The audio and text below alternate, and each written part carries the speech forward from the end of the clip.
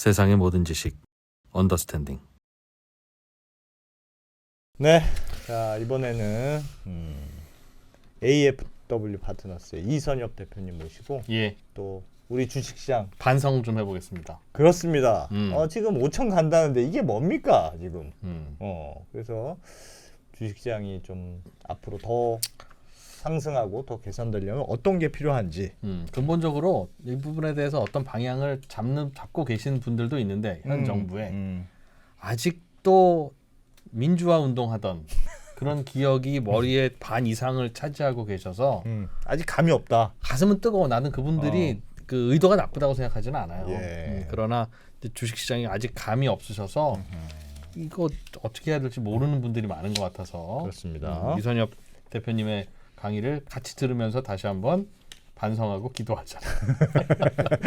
자, 네, 이선엽 대표님 모시겠습니다. 어서 오십시오. 네. 안녕하십니까. 네, 예. 야 오늘은 판서로 아예 그냥 뭐부터 우리가 생각해 보면 될까요? 지금 이제 정부에서 지수 5천에 대한 얘기를 하셨어요. 물론 이제 딱 5천이 갈지 안 갈지 알 수는 없어요. 예. 하지만 우리가 5천을 가기 위해서는 사실 여러 가지 단계들을 많이 거쳐야 될 거고 거기에 따른 조건들이 반드시 필요하지 않습니까? 그래서 어떤 것들이 필요하고 그래서 지금 우리 정치권에서 여러 논란이 있는데 그 논란이 왜 사실 논란이 되었는지 그런 해법은 없는지 그런 거에 대해서 좀 고민이 있어야 될 것 같아요. 그래서 뭐 여러 논란이 있는데 제가 볼 때는 현재 정치권에서는 논란은 너무 지역적인 논란이에요. 그리고 앞서도 잠시 말씀을 주셨지만 제가 볼 때 대부분의 그 정책을 입안하신 분들이 자본시장에 대해서 특히 주식시장에 대해서는 제가 보기엔 아직은 이해가 조금 많이 부족해 보인다.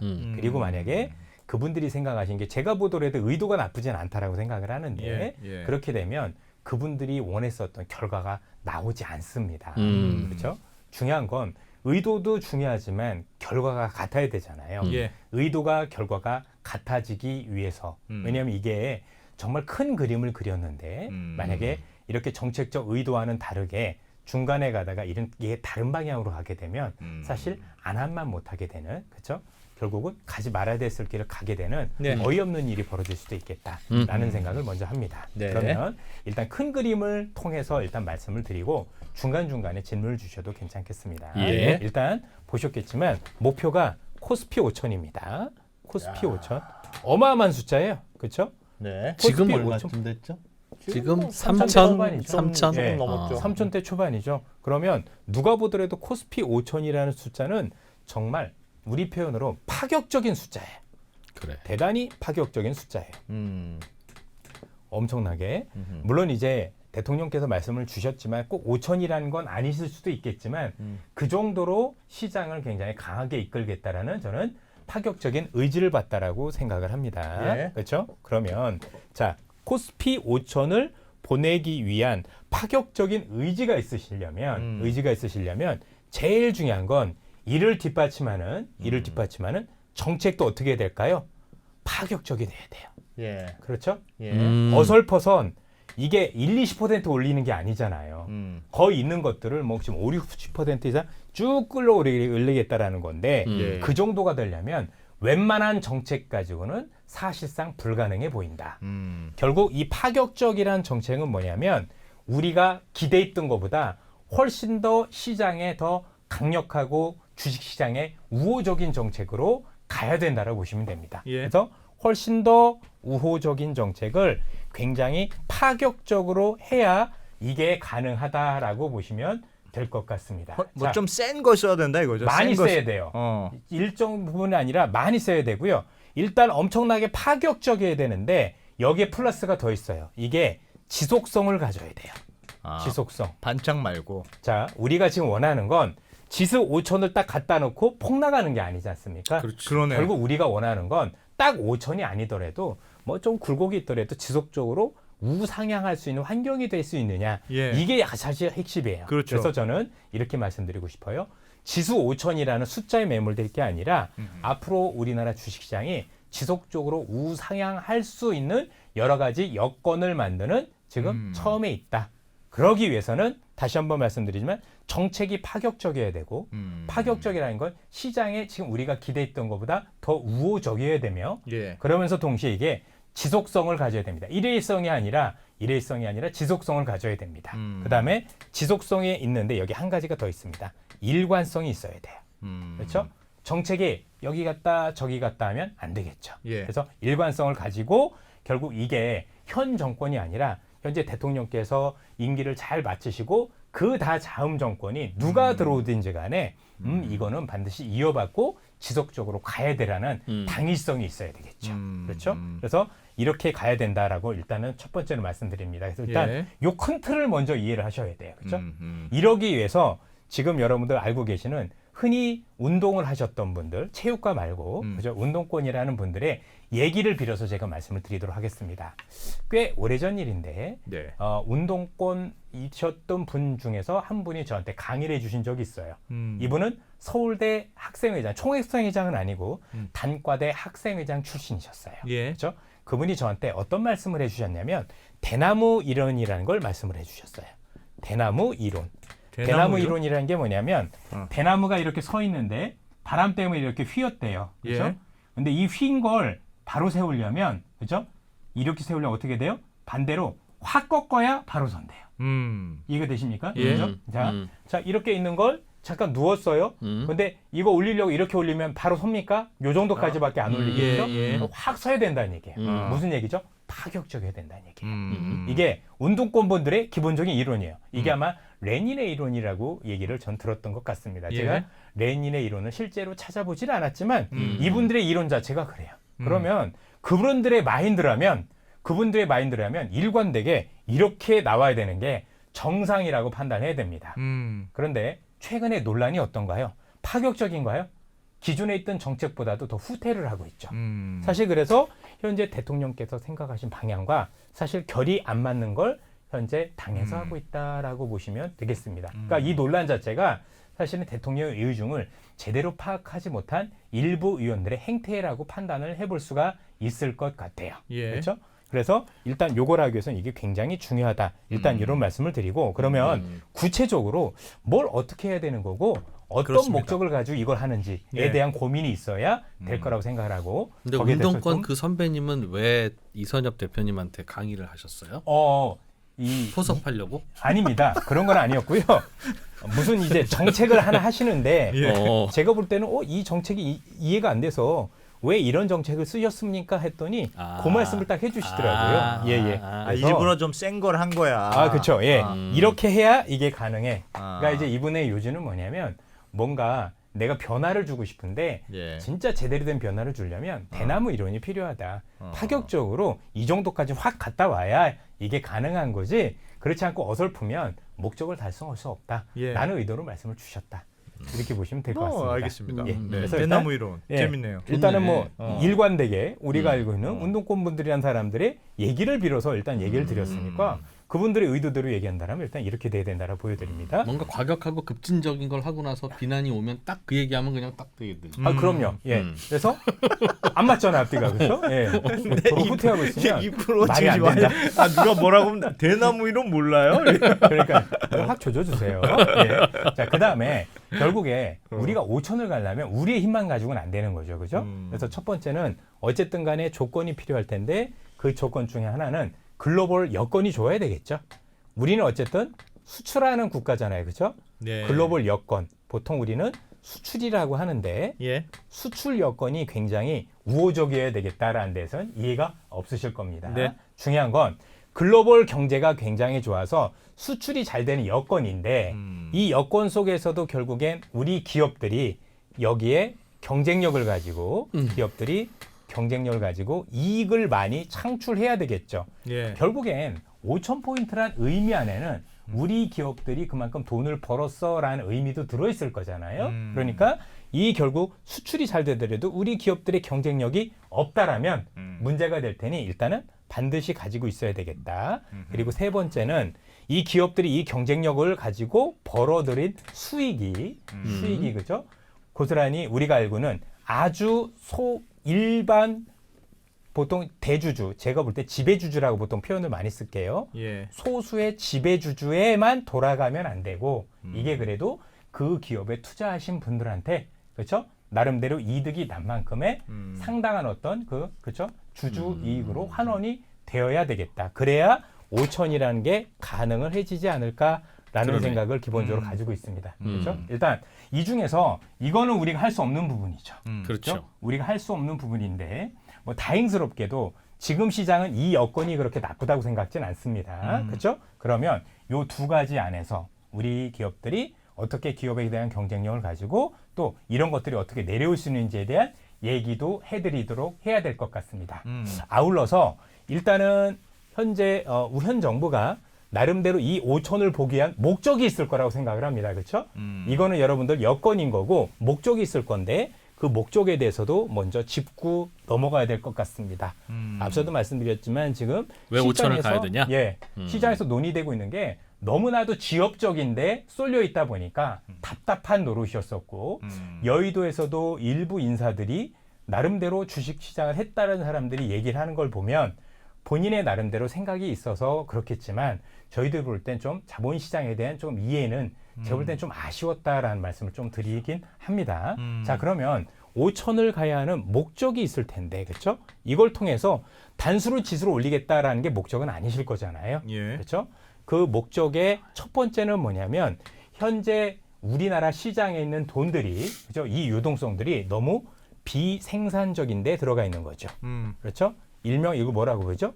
부동산 시장에 너무 집중이 되어 있고 그래서 자금의 흐름을 생산적인 그렇죠? 그리고 주식 시장으로 물꼬를 트겠다라는 말씀을 주신 겁니다. 예. 그렇죠? 그래서 너무 이쪽으로 쏠렸어. 그러니까 이쪽으로 가야지. 그리고 이렇게 또 많이 와야 부동산 시장이 안정이 되어야 양극화 문제도 해결이 될 수 있는 단초가 되기 때문에 예. 굉장히 중요하다고 봐야 될 것 같죠. 두 번째는 좋든 싫든 간에 이 주식 시장이 좋아져야 5천 포인트가 가야 우리나라가 성장이라는 걸 할 수가 있습니다. 그렇죠? 결국 성장이라는 걸 할 수 있고 기업들이 좋아지면 일자리가 많이 늘어날 거고 이 일자리가 많이 늘어나면 소상공인들도 좋아지겠죠. 그렇죠? 그래서 이것도 되게 중요하다고 생각을 하고요. 세 번째는 노후하고도 연관이 있습니다. 노후 자금. 예. 앞으로 우리가 볼 때 이 노후 자금과 관련해서 예금 가지고 이제 뭔가 노후를 대책하기는 쉽지 않아졌고 결국 투자라는 건 일정 부분 할 수밖에 없을 것 같은데 그 중에 하나가 주식 투자라고 얘기를 하는 겁니다. 여기서 오해하시면 안 되는 게 주식 투자해가지고 지금 나이 드신 뭐 우리 인생의 선배님들이나 아니면 직장인 분들이 야 생주식을 하라는 얘기냐 이런 얘기는 아닙니다. 결국 퇴직금을 얘기를 하는 겁니다. 그렇죠? 퇴직금을 얘기를 하는 거고 이 퇴직금과 관련해서도 얘기가 좀 필요하다라고 생각을 하고 있습니다. 예. 먼저 세 번째 거부터 얘기를 꺼내드릴까 합니다. 자, 이 퇴직금과 관련해서 왜 최근에 문제가 많이 되고 있냐면 지금 여러분들 우리나라가 지금 고령화가 굉장히 심각한 건 알고 계실 텐데 예. 우리 젊은 후배분들이 많이 없잖아요. 이대로 가면 국민연금이라는 게 감당이 될까요? 불가능하죠. 그렇죠? 예. 그러다 보니까 지금 여러 가지 얘기들이 많이 나온 게 할 수 없이 우리는 더 돈도 많이 내야 되고 나중에 덜 받아야 되는데 예. 문제는 그러다 보니까 또 연한도 길어지고 그렇죠? 받을 수 있는 연령이 옛날에는 되게 낮았다면 지금 한 70까지 가야 되잖아요. 아니 그러면 내가 70까지 직장도 없을 텐데 어떻게 그래서 나온 첫 번째 고육책이 뭡니까? 정년 예, 연장. 정년 연장이 첫 번째로 나오고 있죠. 그래서 정년 연장을 하는데 이게 문제가 많이 되는 게 우리 후배분들한테 나중에 많은 어떤 그 문제가 될 수 있죠. 그분들 영년 연장되는 만큼 우리 후배들의 일자리는 없어진다라는 또 다른 문제가 있기 때문에 쉽지 않죠. 예. 신임 못 뽑지. 예. 그렇다고 해서 이 선배님들의 그것도 막기도 쉽지 않은 게 이분들도 할 말은 있는 게 단순히 내가 노후가 없는 게 아니라 자식들을 위해서 모든 걸 다 바치셨어요. 우리 후배분들도 생각을 해보시면 우리 부모님들이 만약에 여러분들한테 쓰는 과외비를 한 푼도 안 뒀었다고 생각해 보세요. 과연 노후가 이렇게까지 안 됐을까요? 전 그러지 않았을 거라고 생각을 합니다. 그래서 누가 누구를 욕할 수 있는 세대는 아니라고 생각을 합니다. 예. 이분들 나름대로의 고충이 있을 거고 우리 또 후배분들의 나름대로 고충이 있을 거라고 생각을 합니다. 근데 이거 가지고 안 되다 보니까 결국 우리는 또 하나는 퇴직금이라는 걸 가지고 있고 이걸 요즘은 연금 형태로 운용을 하고 계시잖아요. 예. 그렇죠? 예. 이걸 우리는 퇴직연금이라고 하고 있는데요. 우리나라 퇴직연금의 10년 동안의 평균 수익률이 얼마인 줄 아십니까? 10년 동안 예. 매년 예. 연평균 예. 거의 정기예금도 안 2%. 되던데요. 2%입니다. 2.02%입니다. 2.02%입니다. 아, 진짜 자, 심각하다. 그러면 20년 동안 물가 상승률이 얼마인 줄 아십니까? 10년 동안 4%.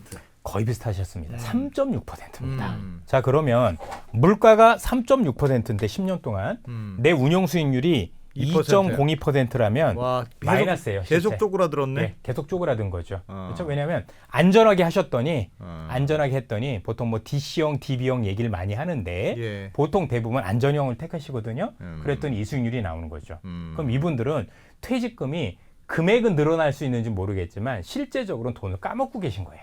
계속해서 물가 상승이라는 게 있으니까 예. 구매력은 계속 떨어지겠죠. 그러면 나중에 노후 대축으로 굉장히 불가능해지게 돼요. 그렇죠? 우리만 그랬느냐? 선진국도 똑같았어요. 선진국 여러분도 잘 아는 대표적인 게 미국이라는 국가인데 미국도 비슷했어요. 그래서 미국이 이걸 해결하고자 도입했었던 게 401K라는 거죠. 예. 그렇죠? 사실 퇴직연금법 401조 K항인데 예. 결국 주식에 대한 비중을 확 높여준 겁니다.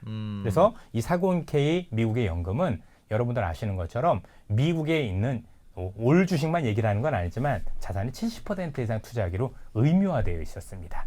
그 결과 현재 연평균 수익률이 거의 10% 가까이 됩니다. 9.7% 정도 나오고 있고요. 호주 같은 경우도 이런 식으로 운영을 하고 있는데 현재 수익률이 5.5% 이상 되어가고 있습니다. 결국 이 미국이라든가 대부분의 선진국들도 우리와 비슷하게 이 퇴직금과 관련된 여러 가지 어떤 그 노이즈들을 많이 겪었고 예. 그러면서 해법으로 한 게 결국은 퇴직연금 자체에 대해서 위험자산을 일부 안는 쪽으로 갔다라는 얘기인 겁니다. 중요한 건 위험자산을 안고 갔었을 때 이 위험자산이 위험하지 않게 덜 위험하게 그다음에 우리의 든든한 노후가 되려면 어떻게 될까요? 국내 주식시장이 지속적으로 우상향하면 되겠죠. 그렇죠? 그다음에 변동성을 줄이면 되겠죠. 예. 그래서 5,000포인트를 얘기하신 겁니다. 그러니까 단순히 5,000이야 라고 해가지고 쫙 보내고 끝나가 아니라 그 5,000을 향해서 가는 과정이 앞으로도 꾸준히 왜냐면 중간중간에 시장이 안 좋을 때도 있고 뭐 흔들릴 수도 있는 거잖아요. 예. 근데 우리는 미국 시장을 봐왔지 않습니까? 미국인들이 지속적으로 주식을 들고 있는 이유는 뭔지 아시죠? 그래프 봤더니 결국 위기는 다 기회였어. 그렇죠? 위기는 다 기회였는데 한국은 안 그렇죠. 위기는 진짜 위기였어요. 그렇죠? 위기 때 털고 나와야 되는 거지 들고 있으면 안 되는 거였어요. 그렇습니다. 예.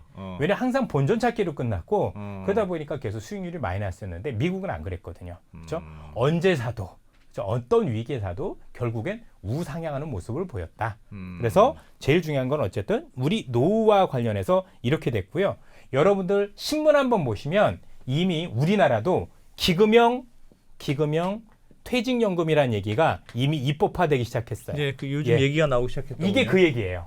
이거 안 하면 이거 안 돼요. 그러니까 이거 하고 싶어서 하는 게 아니라 이대로 냅두면 우리가 알고는 노후가 사람들이 다 보면 없어져요.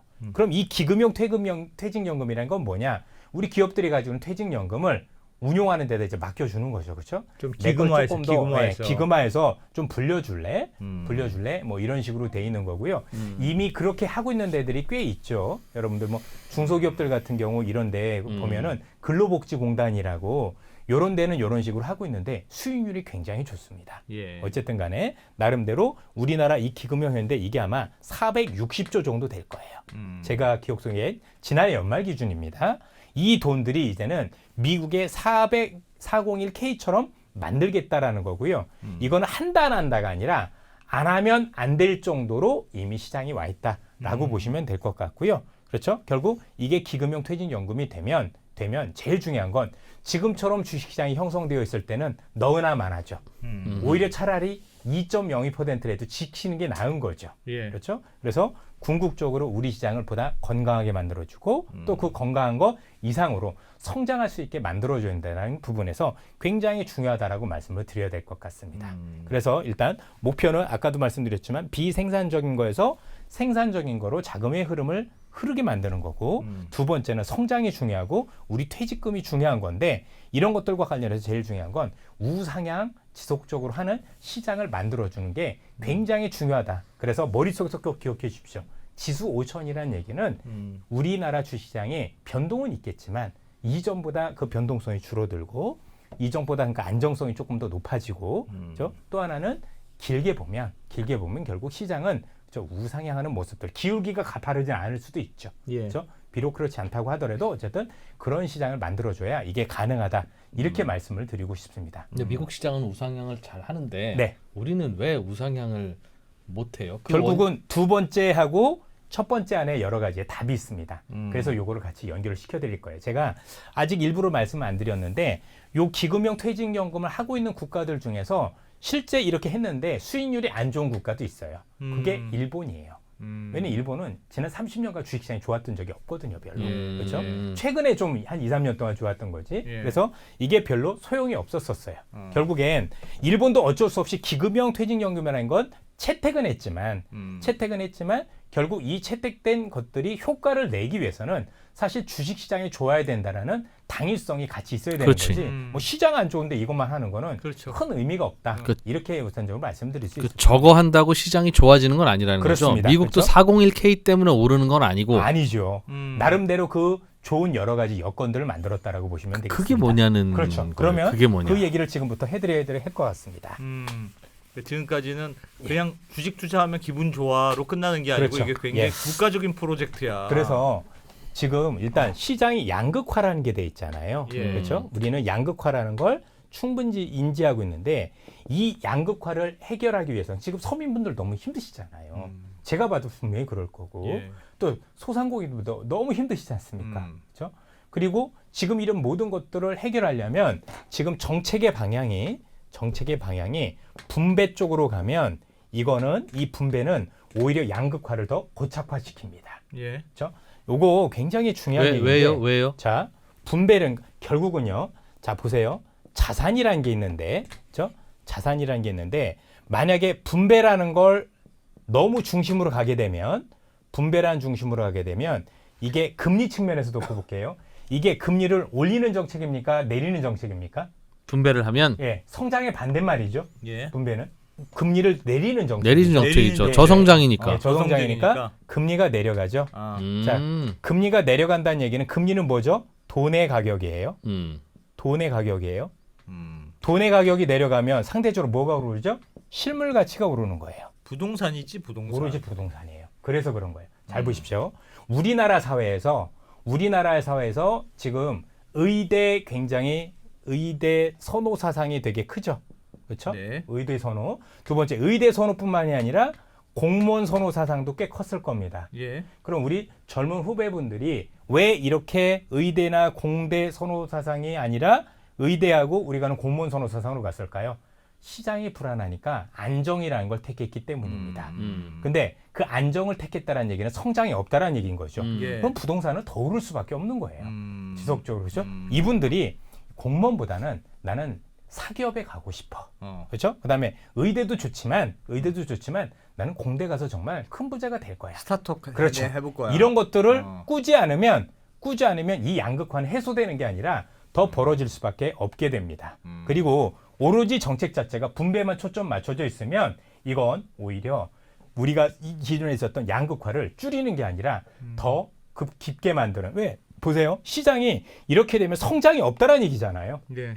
자, 지금 우리 젊은 후배분들이 공대 안 가고 의사 가겠다라는 얘기는 내가 공대 나와서 대기업에 취직을 해도 별 볼 일 없어라는 게 인식이 돼 있는 거잖아요. 왜? 거기도 성장이 별로 없을 거니까. 그렇죠? 그렇게 되면 여러분들 성장이 없다는 얘기는 금리 측면에서 올라가는 거예요? 내려가는 거예요?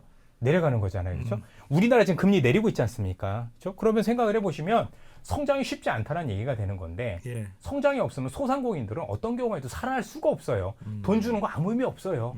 일회성인 거지 지속성이 없는 거죠. 예. 그 돈이 성장을 위한 마중물이 안 된다라면 별로 의미가 없다라고 판단해 보셔야 될 것 같아요. 저기서 분배로 인해서 금리가 내려가고 성장이 낮아지는 건 이해가 되는데요. 금리가 낮아지면 실물 자산이 오를 때 미국은 실물 자산이 주식이라고 생각해서 주식이 오르잖아요. 부동산도 오르지만. 근데 우리나라는 왜 금리가 낮아지면 실물 자산인 주식이 안 올라요? 우리나라는 실물 자산 아니에요. 너무 질문 잘 주셨는데 지금부터 그 얘기를 해드릴까 합니다. 네, 예, 듣겠습니다. 너무 아주 질문이 아주 굉장히 날카로우십니다. 자, 그러기 위해서 네. 제가 지난번에도 말씀드렸던 것들을 한번 얘기를 드려볼게요. 자, 네. 보통 이렇게 제가 좋은 질문을 하면 어. 답을 안 하고 어. 질문 날카로운데 내가 지금부터 그 얘기 할 거야라고 하고 어. 그 얘기 안 하고 하시는 분들이 많아요. 아 그래요? 저는 네. 반드시 해드리도록 할게요. 그냥 미국이란 나라가 예. 네. 증시가 좋잖아요, 그죠? 미국은 물론 부동산도 오르지만 증시가 사실 더 올랐지 않습니까?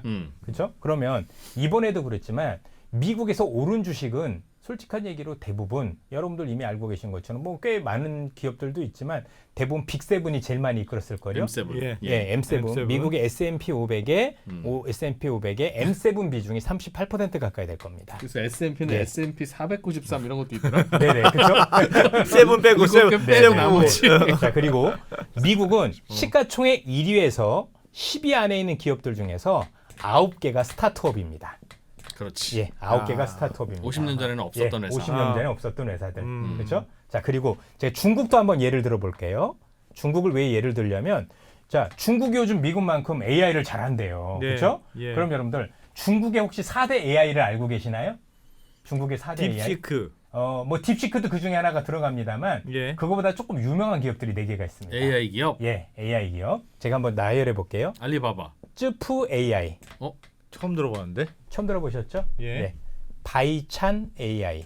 그것도 처음 들어봤는데. 바이찬 AI예요. 예. 뒤에 AI 붙은 회사를 찾아야 되는 건가요? 미니맥 아니에요. 이게 4대 AI예요. 그래요? 제일 잘 나가는. 예. 어. 그다음에 미니맥스 AI. 예. 들어보셨나요? 아니요. 그죠? 그다음에 문샷 AI. 야, 진짜 다 모르겠다. 요즘 이제 이 문샷 AI가 키미2라는 걸 내면서 어마어마하게 그렇죠. 예. 그리고 중국에서 요즘 자율주행을 제일 잘해. 포니 AI. 그건 들어봤습니다. 예, 이거 들어보셨죠? 예. 공통점이 뭐예요, 다? 스타트업이에요. 아. 그렇죠? 아. 자, 미국도 그렇고 중국도 그렇고, 자, 미국도 AI를 처음 제대로 시작한 건 누구예요? 제대로 깃발 올린 건 오픈 AI예요. 예. 그렇지 않습니까? 예. 퍼블릭시티 같은 애들도 있을 거고요. 그다음에 로봇도 마찬가지죠. 미국에서 지금 로봇을 발굴해야 하는 건데 피규어 로봇이라고 따로 있을 거예요. 역시 스타트업이에요. 그렇죠? 잘 보세요. 지금 잘 나간다는 국가들의 공통점이 뭐죠? 스타트업이 잘 나가. 예, 스타트업이 되게 잘 돼 있는 국가들이죠. 음. 그렇죠? 이 국가들 결국 우리가 우상향한다는 얘기는 시장이 지속적으로 우상향한다는 얘기는 기존에 있던 기업들이 그만큼 돈을 많이 번다라는 의미는 아니에요. 그렇죠? 어느 국가나 사실 기존에 있던 기업들이 우상향하는 경우는 생각보다 많이 드물어요. 미국도 옛날에 전통의 강호였던 인텔이 지금 주가가 좋습니까? 그렇지. 안 좋죠. 그렇죠? S&P 예. 493 같은 애들 예. 안 좋지. 일본 같은 경우도 소니가 한동안 좋았나요? 굉장히 안 좋았을 거예요. 그러니까 우리는 지금 5천 간다고 하니까 삼성이 막 수십만 원 가고 그죠? 현대차가 수십만 원 이런 그림인데 그런 그림이 우리가 생각하는 지수 5천의 의미가 아니다라는 걸 알고 계셔야 돼요. 자, 5천이 되려면 지수 5천이 되려면 그리고 우상향이 되려면 새로운 어떤 살들이 많이 나와줘야 돼요. 예. 새로운 피들이 많이 수혈이 되면서 사실 기존에 있었던 전통 기업들과 어깨를 나란히 하면서 그 자리를 꿰차면서 시총을 바꿔주는 건강한 시장이 돼야 되겠죠. 예. 예. 당연히 이거는 뭐겠죠? 공대하고도 연관이 있어야 되는 거죠. 그렇죠? 우리가 지금 그게 막혀 있는 거예요. 그렇죠? 스타트업. 예, 그렇습니다. 그래서 아마 대통령께서도 제가 알기로는 지금 뭐 은행들도 굉장히 옥죄면서 벤처 투자에 이게 의미가 있으신 거예요. 그렇죠? 그래서 나름대로 제가 올 때 방향을 잘 잡으셨다라고 생각을 하는데 지금 벤처를 육성하지 않으면 우리나라의 미래는 없다라고 보셔도 괜찮아요. 사실 지금 뭐 우리가 흔히 얘기하는 국내 대기업 같은 경우도 창업주들이 굉장히 훌륭하게 일구신 대기업이지 않습니까? 네. 근데 그 기업들은요 굉장히 규모가 너무 커요. 그렇죠? 그럼 그 기업들은 모든 걸 다 하고 모험을 할 수는 없어요. 이 기업들이 앞서 말씀드렸던 이 기업이나 아니면 오픈에 이런 애들이 왜 뜰 수밖에 없냐. 얘는 목숨 걸거든요. 이룰 게 없잖아요. 난 이거밖에 없는데 거기에 대해서 올인하고 그럼 다 잘 됐겠어요? 우리가 잘 된 기업 몇 개만 나열해서 그렇지 아마 이 스타트업들 중에서 더 많은 기업들이 쓰러져서 사실 사라졌을 가능성이 되게 높다라고 봐야 되겠죠. 그러나 이렇게 되는 거죠. 우리 이런 얘기 있죠. 천재 한 명이 100명을 먹여 살린다. 예. 그런 얘기 많이 들어보셨죠. 저는 그래서 우리나라에서 최근에 뭐 학력 차별에 대해서 되게 얘기가 많은데 물론 학력은 너무 차별하면 안 된다고 생각을 해요. 예. 하지만 예. 잘하는 사람에 대한 우대는 필요해요. 그렇죠? 특별한 사람은 있을 거 아닙니까? 그렇죠? 고만고만한 상관이 없지만 정말 이 사람은 너무 특별해라고 하는 사람에 대해서는 파격적인 우대가 있어야 됩니다. 여러분도 최근에 장원영 박사라고 혹시 들어보셨나요? 장원영 박사님이라고 예. 미국에 계신 분인데 예. 이분의 원래 오픈 AI에 계시다가 이번에 우리가 알고 있는 저커버그에 있는 회사로 메타로 메타. 회사로 옮기셨어요. 그렇죠? 예. 연봉이 얼마죠? 1,000억. 공개된 게 그죠? 제가 알기로는 3년인가 4년 동안 4,200억 받는 거라서 공개된 자료인 거니까 예. 물론 그분이 정말 그렇게 받는 거였지만 신문에 공식적으로는 그렇게 났어요. 그렇죠? 그런다는 얘기죠. 근데 우리나라는 그런 분들 줄 수 있나요? 쉽지 않죠. 그렇죠? 인재에 대해서 만약에 여러분들 우리나라도요. 공대 나오신 분들이 그 정도까지는 아니더라도 꽤 그런 거 많이 받는 분들이 나오면 의대 안 가는 사람들 많아져요. 그렇죠? 없으니까 안 가는 거야. 없으니까. 예전에 그러면 우리 많은 선배님들이 뭐 우리 뭐 이프로님도 계시지만 공대 나오셨지 않습니까? 그죠? 정말 우리 이프로님 정도면 그죠? 거기 공대 안 가고 그죠? 거기 의대만 아니었으면 모든 의대 다 가실 수 있었잖아요. 실제로도 그렇죠? 안타까운 얘기 하지 마세요. 지금 후회 많이 하고 계시구나, 그죠? 공대 나오면 뭐 하냐고. 지금 이준우 내과 뭐 이렇게 차리고 있어야 되는 건데, 그죠? 지금 3프로에서 지금 막 이 밤늦게 지금 저랑 이러고 계시니까, 예, 진짜로 그렇죠? 근데 그때는 왜 그랬었거든요. 왜냐면 저도 고등학교 때 이과 출신이에요. 그럼 저도 수많은 의대를 갈 수 있었는데 예. 사실 이 길을 택한 거죠. 예. 물론 제가 의대에 있었다면 보람상주만 좋은 일 시켰을 거예요. 손재주가 없어서 멀쩡한 분들을 전부 다 그죠? 여기 하나 더 있어요, 그죠? 이렇게 받아가서 이럴 수도 있었겠죠. 그래서 저는 이제 안 간 건 되게 다행이라고 생각을 합니다. 인류를 전 구원했다고 생각을 해요. 제가 갔었으면 더 많은 분들의 사망률이 높아지지 않았을까. 일단 손재주가 진짜 없습니다. 글씨 쓰는 거 보세요. 손재주 있게 생겼나. 그렇죠? 다릅니다. 자, 이런 거죠. 그래서 이 여건을 만들어 주셔야 돼요. 이러려면요. 대기업들하고 협력도 되게 많이 필요해요. 우리나라 스타트업이 안 되는 이유 중에 하나가 적절한 보상 체계도 없을 뿐더러 그렇죠? 공대에 대한 너무 안 좋은 인식들도 있지만 사실 대기업들의 횡포도 되게 크다라고 보셔야 될 것 같습니다. 이런 게 안 된다. 예, 이런 것들에 대해서는 과감하게 뭔가 해야 되죠. 그럼 대기업들도 사실 이런 것들에 대해서는 고민할 거 아닙니까? 근데 본인들이 못해요. 본인들이 인수하는 순간 그 회사는 망하는 거예요. 그렇죠? 왜냐면 DNA가 달라요. 그죠? 그냥 돈만 주고 그죠? 계속해서 밀어주고 한번 열심히 해봐. 뭐 날리면 어쩔 수 없이 이렇게 해주지 않으면 쉽지 않아요. 어쨌든 간에 뭐 이건 더 길게 얘기가 좀 그렇지만 전체적으로 이런 어떤 그 새로운 여건들이 되어서 우리나라 시장도 현재 있는 기업들이 좋아지는 건 5천으로 땡기는 건 한계가 있어요. 그렇죠? 반드시 이런 여건들이 돼야 돼요. 왜? 여러분들 우리나라가 지금이니까 이렇지만 2000년대 초반만 하더라도요. 생각보다 벤처 투자 붐도 많이 불었고 그래서 공대를 많이 갔었던 거고 예. 실제 성공한 기업들도 많이 나왔어요. 네이버. 네이버. 아니면 왜냐면 네이버에 있었던 분들도 대기업에서 뛰어나오신 분들이잖아요. 예. 카카오도 마찬가지인 거고, 그렇죠? 그다음에 우리가 알고 있는 바이오 기업들도 그 당시에 바이오에 대한 어떤 그렇죠? 씨를 엄청 뿌려놨었고 예. 그게 길게 오랫동안 가고 또 최근에 화장품 같은 경우도 그렇죠. 나름대로 이런 어떤 스타트업들이 되게 많았더라는 얘기입니다. 예. 그렇죠? 그러면 우리가 그런 DNA가 없는 국가가 아니다. 여러분들 지금도 말씀드렸지만 미국에서 세계를 쥐락펴락하는 AI 공학자 중에 한국인이 꽤 많다라는 사실. 그죠? 근데 이분들이 한국에 올 만한 뭐가 안 되는 거예요? 여건이 안 되시는 거예요. 와봤자 나 그 연봉 줄 사람들도 없고 그걸 할 만한 기업들도 없는 거죠. 그렇죠? 그러면서 시장이 이렇게 달라지고 있는 거 못 보고 있다는 얘기입니다. 근데 우리가 그 DNA가 없었느냐? 아니더라는 얘기입니다. 그래서 지금이라도 정부에서 제가 볼 땐 조치를 되게 잘 했다라고 생각을 하는데 예. 향후에 5첨을 만들 수 있는 초속 안에는 기존에 있는 기업이 잘 되는 건 한계가 있다.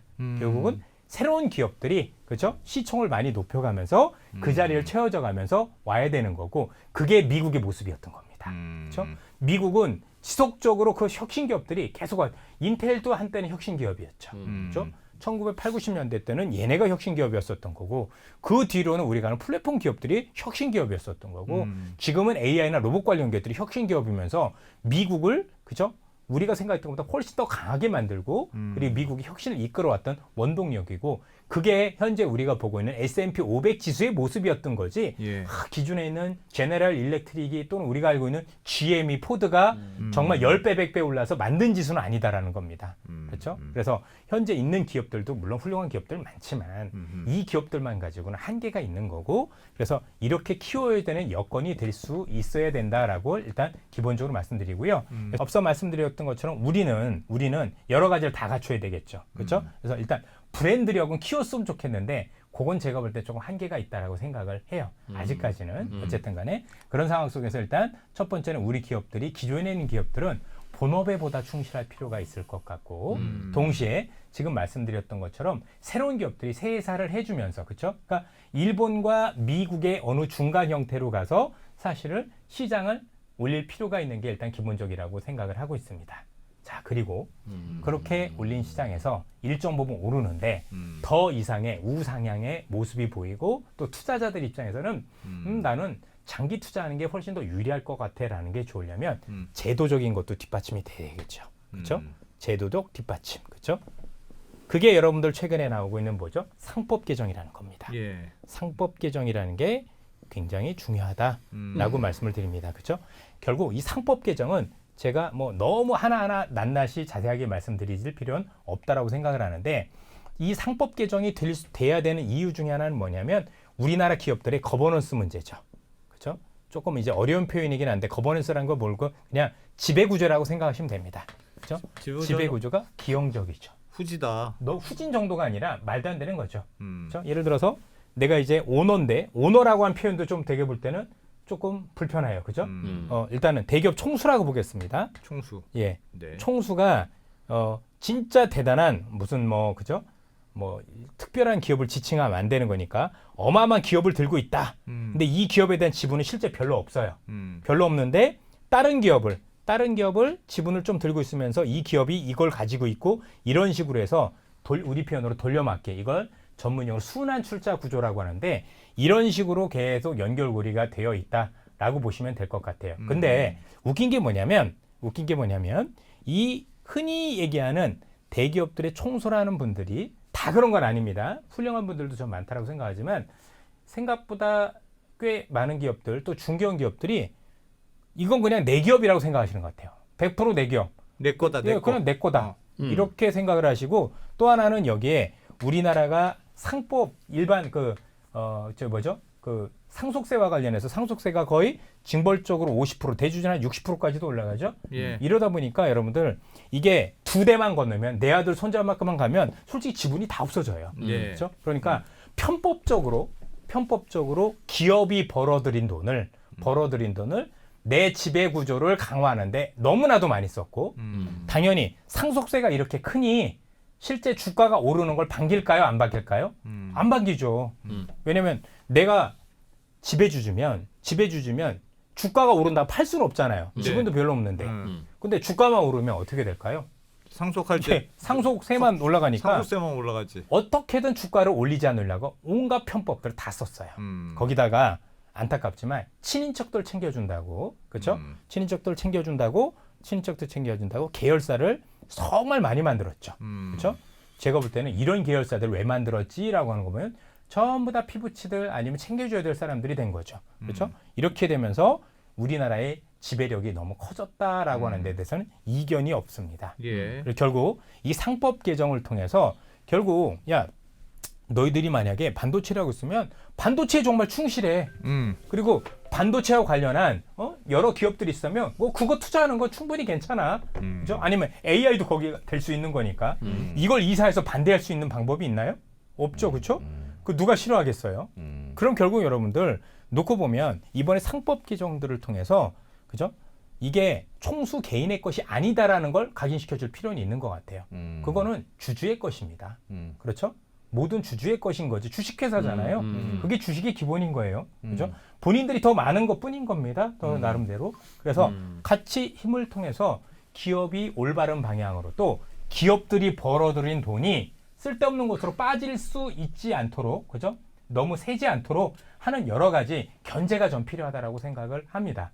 그래서 상법 개정에 대한 방향에 대해서는 사실은 옳은 방향으로 가고 있다.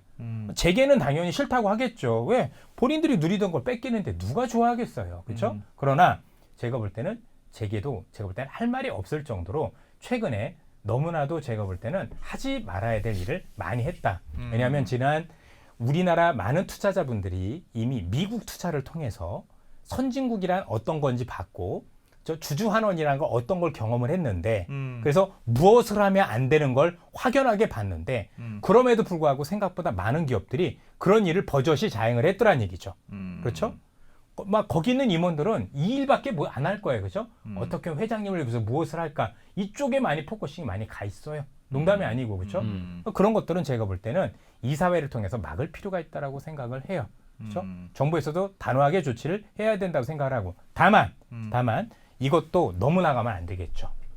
그래서 현재 취지는 이렇게 못하도록 막는 거지 경영권을 완전히 뺏기는 쪽이라든가 아예 경영을 못하는 쪽으로 법이 너무 나가서는 안 될 것 같다라는 말씀을 드립니다. 그래서 경영계 쪽에서 얘기하는 것 중에서도 이건 그래도 기업을 위해선 필요한 거네라고 하면 그건 제가 볼 때는 일정 부분 양보는 해줄 필요는 있지 않을까라는 생각을 기본적으로 가지고 있고요. 어쨌든 상법 개정에 대한 방향에 대해서는 굉장히 공감을 한다라고 말씀을 드리고 싶습니다. 그렇죠? 그래서 이걸 통해서 앞서 말씀드렸던 기업들이 벌어들인 이익이 그 주식을 투자한 주주들한테도 상당 부분 환원이 될 수 있는 여러 가지 장치가 필요하다라고 보는 거고 그 중에 하나는 상법 개정이라고 판단을 해볼 수가 있겠습니다. 저 상속세 낮추는 건 필요 없어요? 있어요. 결국 5천이 가려면 상속세도 낮춰줘야 돼요. 근데 낮출까요? 낮춰질까요? 안 낮춰지면은 사실은 이게 의미가 없어져 버리죠. 왜냐하면 우리가 생각하는 자사주 매입 소각이라는 것도 결국 배당을 주는 것도 결정하는 건 결국은 여기서 해주는 거예요.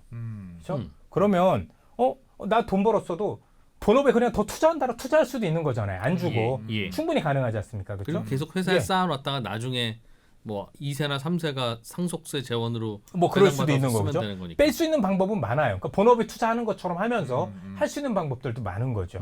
결국엔 현재 있는 이 사람들의 고민도 제가 볼 때 일정 부분 해소는 해줄 필요는 있다라고 생각을 해요. 그렇죠? 결국 이 사람들이 보기에도 주가가 오르는 게 나한테도 나쁘지 않다라는 배당을 주는 게 나한테도 나쁘지 않다라는 게 돼야 됩니다. 결국 최근에 있었던 주식시장과 관련된 여러 가지 정책들인 건데 이미 아시겠지만 거래세 올렸죠. 거래세 인상을 했고 그렇죠? 네. 그다음에 대주주와 관련해서 원래 50억이었던 거를 10억으로 내렸죠. 예. 그렇죠? 그다음에 여러분 알고 계신 것처럼 배당과 관련해서도 일단 분리과세는 되는 것 같은데 그렇죠? 거기 또 세율마다 이렇게 좀 다르긴 하지만 분리해봤자 최고 세율이 35%까지 올라갔죠. 그렇죠? 이러다 보니까 사실 이건 아까 제가 처음에 말씀드렸던 파격과는 굉장히 거리가 멀다. 그렇죠? 오히려 역행하고 있다라고 보는 거죠. 자, 이게 이전으로 되돌렸다라고 하는 건데 그 이념 자체가 잘못된 거죠. 시대가 어느 시대인데 요즘 10억이 대주주가 됩니까? 그렇죠? 조금 더 얘기 드려볼까요? 요 정책을 쓰게 되면 지금 현재 추진하고 있는 제가 잘 추진하고 있다고 생각하는 상법 개정과 괴리가 생깁니다. 무슨 얘기냐면 자 상법 개정에 괴리가 생기는 게 뭐냐면 자 이렇게 여러분들 된다라고 보세요. 대주주 요건이 10억으로 낮아져요. 그렇죠? 그러면 10억으로 낮아지면 대부분 사람들은 이 10억에 대한 어떤 기준을 회피하려고 왜냐면 세금이 너무 세니까 예. 어떻게 할까요? 연말에 주식을 다 팔겠죠. 그렇죠. 싹 팔겠죠? ABC지 ABC. 그렇죠? 연말에 쭉 팔겠죠. 주식을 팔면 일단 세금을 맞지 않아요. 개인들 그죠? 이 주주들 같은 경우는. 근데 여기서 어떤 문제가 발생하느냐? 첫 번째 일단 대주주 볼게요. 대주주는요. 대주주가 아니라 지배주주라고 얘기를 할게요. 지배주주. 진짜 대주주. 예, 진짜 대주주. 진짜 대주주는요. 피해가 1도 없어요. 어차피 안 팔 거니까. 삼성전자 대주주가 지금 팔 것 같습니까? 그렇지 않아도 지금 별로 없는데. 그렇죠? 안 팔아요. 아까도 얘기했지만 지금 상속세 2번씩 내면서 지금 지분 다 없어졌는데 팔 수 있겠어요? 못 팔아요. 어차피 세금 안 맞는단 말이에요. 그렇죠? 세금 안 맞습니다. 그러면 10억에서 50억 사이에 있는 중간 주주들 있죠. 이분들은 싹 팔겠죠. 예. 근데 이분들이 나중에 어떤 역할을 해야 될 분인 줄 아세요? 이분들이 이사회 선임을 할 수 있는 그렇죠? 그 지분을 가지고 있어야 될 사람들이에요. 주주의 목소리를 내야 될 그쵸? 사람들을. 자, 지금 정부가 원하는 그림은 뭐냐면 대주주 말고 이런 어떤 일반 주주들이 힘을 합쳐서 이사를 선임할 수 있게끔 제도를 만드는데 예. 그 사람들이 다 주주가 아닌 거예요. 왜? 연말에 팔게 되면 나는 주주가 아닌 거예요. 연초에 또 사면 되죠. 뭐 많은 분들이 얘기를 하세요. 그 연초에 또 사면 되죠. 그럴 수 있어요. 근데 그럼 문제는 뭐죠? 나는 주주가 아니에요. 명부에 들어가 있지가 않아요. 그럼 현재 정부가 추진하고 있는 상법 개정에 대한 효과를 살릴 수가 없게 돼요. 그래서 현관에서 어떤 얘기가 드는 거냐면 지금 이거 얘기한 게 오히려 대기업들이 로비한 거 아니냐 이런 얘기까지 들려요. 대기업 좋은 일만 시키는 거잖아요. 그럼 소액주주 볼까요? 소액주주는 별 받는 것도 없는데 주가가 한번 출렁이죠. 그죠? 주가 빠지잖아요. 그럼 피해만 보는 거예요. 사실은. 잘 생각해 보세요. 누가 득이 되나요? 없다라는 얘기인 거죠. 그렇죠? 사실 그 특구분이 그러네. 이게 되게 웃긴 게 잘 보면 취지는 알겠으나 그죠? 다시 말씀드렸지만 그분들이 결코 나쁜 뜻으로 하지 않았다는 걸 저희들이 모르지 않는다는 말이에요. 그런데 의도한 것과 결과가 상반되게 나타난다는 게 문제예요. 그렇죠? 그리고 사실은 조금 더 나가보면 사실 이건 전 세계에 없는 법이지 않습니까? 대주주와 관련해서. 왜냐하면 다른 국가들은 모든 주주가 다 똑같이 양도차익세를 똑같이 내요. 예. 그렇죠? 근데 우리나라는 결국 그래서 옛날에 논의가 됐던 게 금투세라는 거였었던 건데 결국 제가 보기엔 지금 이거는 제가 볼 때는 이전처럼 환원을 해주시고 아니 그 이상으로 해야 된다고 보고요. 저는 대주주 기준이 최소한 100억 이상은 돼야 된다고 보는 거지 50억도 제가 볼 때는 대주주는 아니에요. 대주주는 좀 그렇지 않습니까? 그렇죠? 대신에 이렇게 해서 지수가 정말 많이 오르고 우리가 앞으로 주식시장이 정말 우상향한다라는 신뢰가 갖게 되면 그때 되려 금투세를 도입하는 게 맞지 않을까 그런 생각을 드려요. 그죠? 지금 당장은 아니고요. 지금 당장 하면 제가 볼 때 잃는 게 훨씬 더 많다라고 판단을 하고 조금 길게 보고 나서 이제 한국 주식시장도 선준화됐어. 그죠? 충분히 됐고 이제는 사람들이 장기 투자도 정착화됐고 나름대로 괜찮아. 그러면 그때 지금 말씀드렸던 그때 양도세를 똑같은 기준으로 다만 그죠? 산입부림 아시죠? 뭐 10년간이나 5년간에 걸쳐서 이런 것들 전부 다 상계해주고 이런 식으로 손익통산. 네, 손익통산이 돼야 되겠죠. 길게 보면 그렇게 가야 되는 게 맞는 거지. 이건 제가 볼 땐 지금 해서 사실 득이 되는 게 아니라 오히려 아까 했던 파격과 달라요. 그렇죠? 여러분들 제가 지금 이렇게 말씀드린 이유가 뭐냐면 이 그림이 완성이 되려면은요. 앞서도 말씀드렸지만 보세요. 정부가 정책을 합니다. 정책을 하고 이것과 관련해서 일단은 우리가 알고 있는 기업들이 호응을 해줘야 되고요. 그렇죠? 그 다음에 투자자들이 호응을 해줘야 돼요. 그런데 현재 있는 기업들과 투자자들은 정부의 정책을 신뢰를 하지 않아요. 왜? 우리가 수십 년 동안 일해 왔는데 당장 바뀔 거냐? 쉽지 않을 거다. 야, 한국의 경제 체력이라는 게 있는데 이게 쉽지 않을 거다라는 게 불신이 있죠. 그렇죠? 그럼 앞서도 말씀드렸지만 이 불신을 없애려면 여러 가지 요건 중에서 첫 번째 파격적이어야 된다. 두 번째 지속성을 가져야 되며 그렇죠? 그다음에 정책이 일관돼야 된다는 말씀을 드렸어요. 그렇죠? 그래서 그걸 바탕으로 기업들이 세상이 바뀌어서 내가 그렇게 해봐야 되겠는데 그리고 투자자들도 이제는 진짜 부동산이 아니라 주식시장으로 가야 되나 봐 라는 생각이 들 수 있도록 해야 돼요. 그런데 지금 중요한 건 뭐냐면 얘들은 절대로 움직이면 안 돼요. 얘들은 지금 계속 파격적이어야 되고 계속 일관돼야 되고요. 그렇죠? 지속성이어야 되는데 본인들이 헷갈려하고 있어요. 본인들이 왔다 갔다 해. 여기는 둘째치고 그렇죠? 그리고 현 정권의 가장 큰 아킬레스건이 뭔지 아세요? 이 정권에서는 부동산이 결국 답이었어. 라는 전과가 2번이나 있죠. 그렇죠? 그럼 결국은 이게 현재 제가 볼 때는요. 현재 상법 개정만으로도 이 정도만 해도 주가는 일정 부분 올라요. 현재보다 더 오를 수도 있다고 생각을 하지만 앞서 말씀드렸던 정말 자급의 큰 흐름을 바꿀 정도가 되려면 정말 오랜 시간 동안 이게 정착될 수 있도록 꾸준히 지원이 돼야 된다고요. 그러려면 여기가 흔들리면 안 돼. 여기는 일관돼야 돼. 그죠? 아주 딱 일관되게 우리의 생각은 이겁니다. 그죠? 보셨죠? 내가 이렇게 강력하게 움직이고 있어요. 그리고 일관되게 움직이고 있고요. 지속성을 가지고 있습니다. 그렇죠? 투자자 여러분들, 이젠 부동산이 아니라 주식시장이 답입니다. 주식시장이 앞으로도 우상향할 수 있도록 내가 좀 더 정책적인 배려들을 많이 해줄 테니까 이쪽으로 우리가 방향을 바꿔보시는 게 어떻겠습니까? 라는 게 돼야 되는데 여기서 지금 정책도 후퇴하고 본인들끼리도 왔다 갔다 하고 있으니 이 사람들이 볼 때는 얘들 뭐 하는 거야 도대체. 하자는 건지 말자. 신뢰가 있어요 없어요? 안 되는 거죠. 5천 원 고사하고 결국 개판이다 개판. 개판이에요 개판. 제가 볼 때는 대통령께서 주장하신 그리고 우리는 기대가 많았어요. 왜? 이분은 전 다르다라고 생각을 하거든요. 그래서 그 기대를 제가 볼 땐 이분들이 다 깨는 것 같아요. 물론 일부 의원들일 수는 있습니다. 그러나 그 논란 자체가 시장의 신뢰를 얼마나 무너뜨리는지 그러면 어느 분야든 최소한 10년 동안 밤낮으로 연구를 해야 전문가라고 하는 건데 네. 저도 이 증권가에서 수십 년 동안 애널리스트 생활하면서 고민하면서 얻어낸 일 결과를 제가 볼 때 놓고 보면 아니 정말 제대로 모르는 사람들이 아는 것도 없는 사람들이 여기에다가 순수하게 현재는 그 목표대로 가기 위해서는 아까도 얘기했지만 상식선에서 그죠? 근데 경제의 원칙에 따라서 해야 이게 가능한데 거기에 정치가 끼어들고 이념이 끼어들고 여러 가지가 되면서 이게 어떻게 되는 거죠? 정책의 방향이 훼손되다 보니까 원래대로 안 가다 보니까 결국은 나중에 제가 볼 땐 잘못하면 이 결과가 이전에 부동산 정책이 그랬던 것처럼 잠깐 오를 수 있겠지만 결국 부동산 사는 사람만 또 만들어주고 그죠? 결국 야 주식은 일시적이었고 또 부동산이 답이었어라는 잘못된 어떤 시그널을 줄 수도 있다는 얘기예요. 뭘 더 과격하게 하면 좋을까요? 지금 있는 게 후퇴하면 안 돼요. 그죠? 50억도 좋고 100억도 좋고 일단은 꾸준히 시장을 위해서 내가 좀 더 조치를 좀 더 파격적으로 해서 주식시장에 좀 더 매력이 있다는 걸 보여줘야죠. 상식적으로 하면 그렇게까지 퍼주면 안 되는데 네. 그러나 지금은 우리의 방향성이라는 게 저거니까 되게 파격적으로 줄게. 그렇죠. 근데 50억이 파격은 아니란 얘기예요. 왜냐하면 10억은 대주주가 될 수 없어요. 어떻게 10억이 대주주예요? 그 근데- 표현 그 자체가 프레임을 씌우는 거예요. 근본적으로 네. 대주주는 왜 양도세를 더 내야 돼요? 다른 사람보다? 그것도 웃긴 거죠.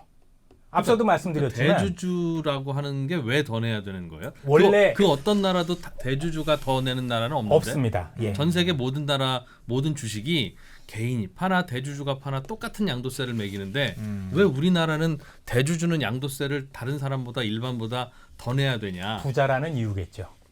옛날에 대주주가 나쁜 짓을 많이 했다고 생각한 거지. 그런 것도 있어요. 근데 아니, 원래 다른 나라 대주주는 착했어요 그럼? 아닙니다. 마찬가지지. 거기도 비슷합니다. 예. 그러니까 우리나라는 왜 그럴까요? 근본적으로 그게 바뀌어야 성장이 되고 나라가 잘 그렇죠. 되고 주가가 5천 가는 거지. 그 생각이 바뀌지 않고 그렇죠. 주가가 5천 그러니까 갈 수 있을까? 지금 이제 누가 바뀌어야 되느냐? 제가 볼 땐 투자 주체들이 다 바뀌어야 돼요. 정부도 이걸 이분법적으로 가르거나 정치가 들어가면 안 되는 거고요. 기업들도 제가 볼 땐 그동안에 존경받지 못했었던 여러 불법적인 형태들을 제가 볼 땐 단절할 필요가 있어요. 본인들이 안 되니 법이 나서는 거고요. 이 법이 엄중하게 기업들의 잣대를 들이댈 필요는 있다라고 분명히 생각을 해요. 그렇죠? 그리고 투자자분들도 바뀌어야 되는데 이분들은 내 돈이 걸려 있는 건데 쉽게 바뀌는 건 아니잖아요. 그리고 이렇게 되어야 아까 얘기했던 퇴직연금도 여기에 집어넣을 수 있게 되는 거겠죠. 그렇죠? 지금 여러 가지 우리나라가 앞으로 성장을 해야 되고 그리고 내 노후가 여기에 달려 있는 거고 그렇죠? 아니면 부동산 시장의 안정화를 위해서는 지금 여기서부터 삐걱거리면 안 된다는 말씀을 드리고 싶은 거예요. 근데 본인들 스스로 먼저 삐걱거리면서 나중에 하겠다라고 얘기를 하면 이미 신뢰를 잃었어요. 다시 한번 강조드리지만 정부는 제일 먼저 해야 될 게 신뢰를 찾아야 돼요.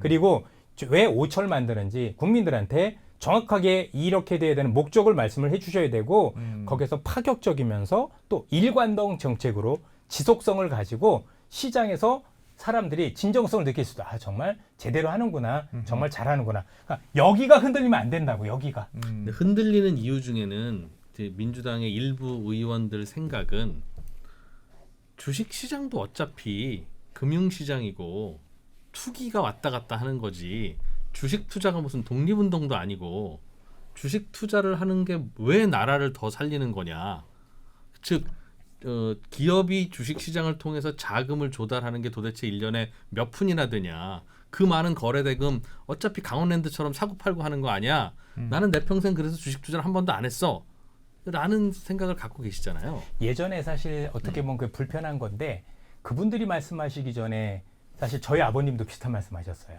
저희 아버님이 이제 은행에서 근무를 하셨는데 제가 증권사 간다고 하니까 카지노 가는 것처럼 생각하시는 그런 이유였던 그만큼 우리나라의 주식 시장이 불법이 판을 쳤고, 그죠? 그다음에 장기 투자에 대한 문화도 없었었고, 진짜 말씀 주신 것처럼 사고 파는, 그죠? 투기적 거래가 굉장히 강했었던 성격이었는데, 중요한 건 그 투기적 성격이 강했었던 가장 큰 이유 중에 하나는 뭐냐면 우상향하는 그림이 없었기 때문인 거죠. 또 하나는 앞서도 말씀드렸지만 기업들이 과연 내가 벌이들인 어떤 이익을 온당하게 우리 주주들한테 과연 그 가치를 대부분 공유를 했느냐에 대한 고민이 있어요. 그동안 그게 없었던 거고 워낙 오래되다 보니까 사람들은 의뢰껏 그러려니 하고 나는 어떻게 하면 돼? 그냥 주식을 잘 샀다 팔았다 하면 돼. 그죠? 그래서 뭐 카지노는 아니지만 그런 것처럼 인식이 많이 됐었던 거죠. 그런데 그게 최근에 조금씩 변화해 왔고 특히 우리나라의 많은 투자자분들이 미국이나 아니면 다른 선진국 시장 경험을 한 거예요. 이런 게 진짜 투자라는 거구나. 이런 게 장기 투자라는 거구나. 사실 저도 이제 전 직장에 있었을 때 고객들을 많이 만나보면은요. 재밌는 게 있었어요. 미국 주식하다 물린 분들한테 조금 팔아보시죠 하면은 아 괜찮아요. 장기 투자하죠 뭐. 길게 들어가도 흔들림이 없으셨어요. 그죠? 길게 가지고 왜? 시장에 대한 신뢰가 있다 보니까 같은 주식을 하는데 그죠? 길게 보면 더 좋지 않겠어요? 더 사시는 분들도 많았고요. 뭐 배당도 많이 주는데요. 그래서 양도세 내는 데 대해서 1도 아까워하지 않으셨어요. 내가 결국 이렇게 많이 보는데 좀 내면 어때? 주가 많이 오를 거니까. 예. 그렇습니다. 많이 오를 거고 배당도 많이 주고 그래서 실제 우리가 알고 있는 그 시세가 한 10에서 15% 정도 떨어져도요. 한 2, 3년 들고 있으면 배당 받으면 2 이상으로 올라요. 그것만 가지고도 그러니까 일시적인 어떤 지수 변동이라든가 아니면 주가가 너무 폭락만 하지 않으면 사실 두려워하는 분들이 별로 없었더라는 거죠. 근데 우리는 배당도 없는데 배당 요만큼 받는다고 들어갔다가 뭐 시세는 막 한 30%씩 40%씩 떨어지는 변동성이 노출이 되니 사람들 입장에서 어려웠던 거죠. 결국 이 변동성을 줄일 수 있는 게 뭐냐가 핵심인 거예요. 그렇죠? 그러려면 기업도 경쟁력이 있어야 되는 거고 앞서도 말씀드렸지만 그죠? 결국 우상향할 수 있는 새로운 피들 아까 했던 새로운 벤처들 이게 있으면서 있어야 되는 거고 또 기업들은 이 벌어들인 돈이 미국처럼 나름대로 배당도 많이 주고 그래서 은행 이자보다는 내가 들고 있는 게 뭐 일시적으로 한 15% 20% 빠져도 한 2, 3년 지나면 뭐 주가 여부를 떠나서 배당만 받아도 손해는 안 나네라는 신뢰들이 쌓이면 사람들이 길게 들고 하려고 생각을 하지 사실 짧게 매매를 안 한단 말이에요. 결국엔 우리 시장이 후진적이었던 가장 큰 이유는 한두 가지 요인은 아니었던 거고 그래서 그 모든 것들을 다 뜯어고치기 위해서는 파격적으로 다 변해야 되는 거예요. 그럼 기업이 변하고 스타트업의 생태계가 변해야지 주식시장에 세금 깎아주는 게 먼저 변해야 되는 게 그게 순서냐? 같이 가야죠. 그럼 같이 가야 되는 거죠. 그죠? 세금도 같이 있어야 돼. 왜냐면 지금 근데 기업이 변하고 스타트업이 변하면 세금 안 깎아줘도 가는 거고 그렇죠. 기업이 안 변하고 스타트업이 안 변하면 세금을 그런데 깎아줘도 안 가는데 중요한 건 그런데도 세금이 징벌적으로 많으면 받고 나면 별로 의미가 없어져 버리는 거죠. 예를 들어서 뭐 이게 예를 들어서 우리가 알고 있는 금융종합소득과세 들어가 뭐 이런 식이면 한 50%씩 때려 맞잖아요. 배당 소득에 대해서. 근데 이게 50%만 맞는 게 아니라 의료보험료까지 올라가요. 그럼 사실 받을 이유가 전혀 없어요. 그래, 그거는 좀 조절해줘야지. 아니 네. 그것도 그렇고 이게 세금 정책이 약간 흔들린다고 얘기하는 게 그러니까 진짜로 결정타라기보다는 말씀하셨던 대로 진짜 이게 주식시장으로 자금의 말씀하셨던 자금의 큰 흐름을 부동산에서 좀 주식으로 옮겨보자라는 진정성이 있는 걸까? 그런 생각은 들긴 들어요. 아니 그리고 거래소도 올렸잖아요. 근데 양도세도 그렇죠? 한두 가지 올린 게 아니지 않습니까? 전방위로 다 올려놓고 나서 올리고 나서 이것도 해야 된다. 그게 원래 정상화다. 말이 되는 소리를 그거 같아요. 그러니까 이 세금이 정말 많이 와서 우와 이거 진짜 주식 투자 못하겠네 그런 의미라기보다는 제가 봤을 때 그러니까 말씀하셨던 일관성 여기가 일관성이 없는 그쵸? 거 아니야? 그리고 방향성이 지금 문제. 세금도 그래요. 사실 이게 제일 안타까운 건데 어떻게 우리나라뿐만이 아니라 전 세계가 사실은 다 서민분들 많아지고 양극화되잖아요. 그래서 제가 볼 때는 재정을 더 써야 되는 데서 이견은 없어요. 사실 거기에 대해서 누가 이견을 달까요? 그렇죠? 우리 서민분들 더 많이 도와주셔야 되고 그렇죠? 우리가 소상공인분들 많이 도와주셔야 되는데 이견이 없는데 지금 쓰고 있는 세금들 중에서 세고 있는 게 너무 많다라는 거죠. 그러니까 일단은 세는 게 너무 많다. 그렇죠? 그래서 두 번째는 안 써도 될 때도 너무 선심성으로 퍼주는 데도 많죠. 이런 것들 줄이면 되죠. 그 생각을 안 하잖아요. 자, 각자 떠오르는 게 다 다르죠 지금. 뭐 세는 거 다. 제가 옛날 학창 시절부터 뭐 재정학회에서도 일해보고 여러 번 하면서 이거 찾아내려면 제가 찾아도 금방 찾아요. 근데 여전해요. 그래놓고 부족하다고 하니까 문제인 거예요. 그렇지. 진짜 쓸 때 다 썼어. 그리고 부족하면 내야죠. 더 내야죠. 아니잖아요. 그래 놓고 나서 일단 선심성으로 안 써도 될 것들은 다 써놓고 나서 그죠? 세금 부족하다 올리고 이게 뭐 하는 짓이에요? 소탐대실이야 소탐대실. 야, 오늘 그거부터 고쳐야지. 쓴소리는 자, 쓴소리. 보세요. 전 세계에서 유일하게 세금 올리는 나라가 한국인 거 알고 계세요? 장군님 사실 신안에 계실 때가 차라리 나았어. 그때는 발언을 조심하고 그랬는데. 미국은 지금 기업들 세금 깎아주잖아요. 네. 네. 다른 나라 안 깎아주니까. 다 깎아주고. 우리만 올리잖아요. 여기서 기업하고 싶으세요?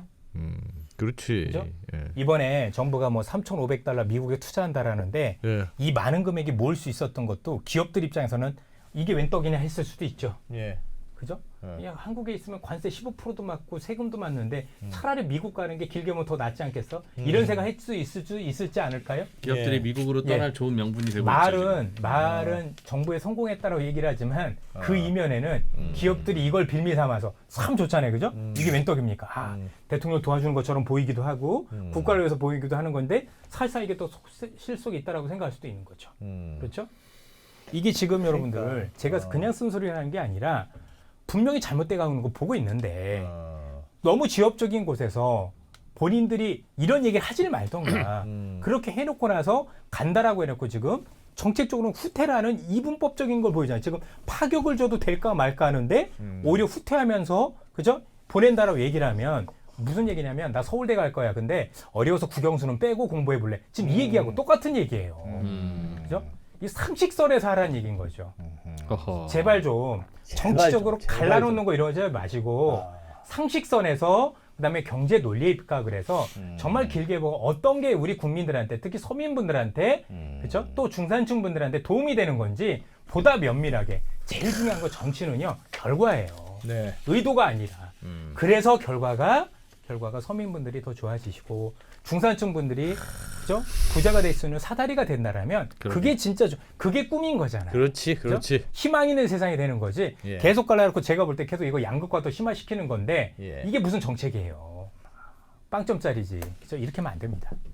그래서 전체적으로 지금 정책의 일관성, 그죠? 네. 좀 파격성, 지속성을 가지고 국민들을 설득을 해서 현재 우리나라에서 처음으로 그죠? 자산시장의 물꼬가 변할 수 있는 계기를 만드는 건 너무 어려운 일인 겁니다. 이 어려운 일이 되려면 정말 과감하게, 과감해야 됩니다. 어. 그렇죠? 그러지 않으면 대나무의 법칙이 돼야 된다고요. 뭘 이게 안 이렇게까지 되면, 하나 싶을 정도로 해야 된다. 해야 됩니다. 그러지 않으면 말만 그렇지 안 바뀌어요. 일시적으로 좋아질 수는 있다고요. 그러나 지속성이 없으면 아니한만 못해요. 우리 옛날에 뭐 실미도란 영화 보면 그런 거잖아요. 그죠? 설경가가 이렇게 싸우려고 하니까 그죠? 예. 죽이지 않을 거면 시작하지 말거라. 뭐 이런 얘기도 하시는 것도 있잖아요. 저는 그렇게 생각해요. 그죠? 어설프려면 시작 안 하는 게 맞는 거고 하려면 제대로 하라는 얘기입니다. 그러려면 그 정치적 이념이 있는 거 이런 것들을 다 빼야 돼요. 그렇죠? 좋은 의도를 가지시고 왜 나쁜 결과를 내려고 하시냐는 얘기입니다. 한번 잘 생각해 보시고 어떤 정책이 더 시장을 위한 정책이고 당신들이 생각하셨던 결과를 이루는 정책인지 좀 더 심사숙고하고 발언들 해주시고 알겠습니다. 정책을 내고 시장 얘기를 많이 들어보셨으면 좋겠습니다. 야, 그거 오늘 그거는 되게 신기하다. 이게 대나무 이론. 좀 되게 편리하네. 그러니까 좀 과감하게 해야 되는 방향이 그렇죠. 있으면 좀 과감하게 해야지. 아베 정책 되게 과감했던 거 기억하시잖아요. 그리고 트럼프 정책도 센 거 못 느끼세요? 굉장하잖아요. 그러니까 바뀔 수가 있는 거예요. 예, 변화는요. 큰 변화를 예. 한다는 게 쉬운 일이 예, 아니죠. 큰 진짜. 변화는요. 진짜 완전히 바뀌어야 돼요. 어설프면 안 바뀌어져요. 오히려 중간에 부작용만 납니다. 알겠습니다. 진짜 오늘도 그냥 주옥가 같구나. 이야, 그냥 가슴이 뻥 뚫리는 그런 느낌이네. 저 붙들려가는 거 아니죠? 네. 역시 신안에서 나오신 다음에 훨씬 발언의 진작 수위가 나오시지 그랬어요. 높아지시. 뭐 좋은 회사였는데 이제 네, 알겠습니다. 네, 그러니까 뭐 방향에는 항상 토론도 필요하고 뭐 물론 그건 그렇죠. 그런데 그건 그런데 하여튼 우리도 고민할 게 많죠, 실은.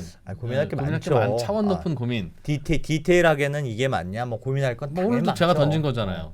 대주주가 양도세를 왜 더 내야 되죠? 라고 그런 전, 뭐 전 세계 어느 나라도 안 그런데 하나하나 그러니까 다 그런 거 가지고 문제지. 토론을 해야 되는데 연말에 10억 특정 종목에 10억 원 이상 있으면 대주주로 보고 뭐 이듬해부터 양도세를 매기는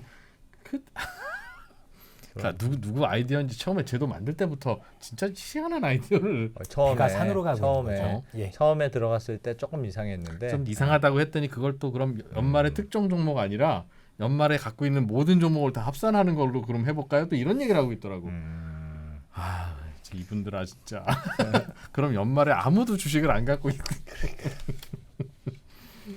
이게 진짜 큰 변화긴 해요. 워낙 말씀하셨던 대로 미국에서 주식시장의 불패처럼 야 갖고 있으면 오를 거야. 그리고 우리한테 부동산이잖아요. 야 정권이 지금 아무리 부동산 그러려고 해도 야 정권이 얼마나 그럼요. 가는지 한번 이게 보자. 그렇게 생각하잖아요. 성장이 다들. 없으니까 부동산으로 더 가는 거예요. 양극화가 되니까 더 가는 거고 그거밖에 믿을 게 없거든요. 부동산이 우상향하는 건 전 세계 OECD 모든 나라가 다 그래요. 폭이 문제죠. 그렇긴 한데 우리는 진짜 많이 올랐잖아요. 아니 최근 몇 년이 많이 올랐지 지난 3, 40년을 보면 우리나라 많이 오르는 게 아니라니까요. 맞습니다. 예. 그러니까 이거는 부동산으로 가는 물꼬를 어디로 가겠다고 하는 시도는 이제 나중에 몇 년 후에 보시면 아는데 그거는 안 돼요. 된 나라가 없거든. 된 나라가 없는데 우리나라만 뭐 무슨 뾰족한 수가 있어서 그렇게 하겠습니까? 결국엔 이전에도 부동산 가격이 내리게 할 수 있는 방법은 없고요. 두 가지였던 거죠. 하나는 오르는 폭을 최소화하는 방법. 두 번째는 너무 주변으로 번지게 하는 게 목적이 되어야 돼요. 지금은 너무 예.